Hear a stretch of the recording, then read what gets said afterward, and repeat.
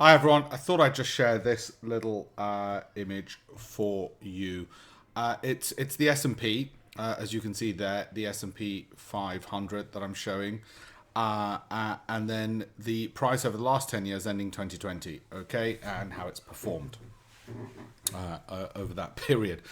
And there are certain months, April, for instance, where you're pretty much guaranteed a positive return if you were to go by merely 10 months worth of data. I'm not necessarily...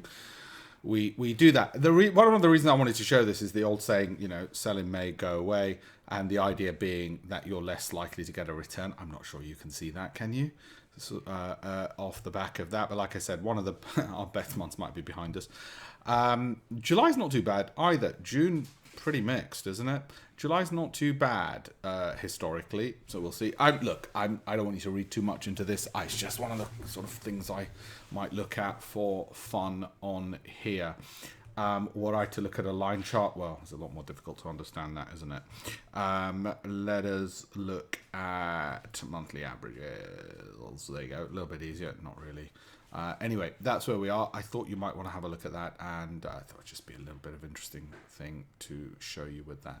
Okay.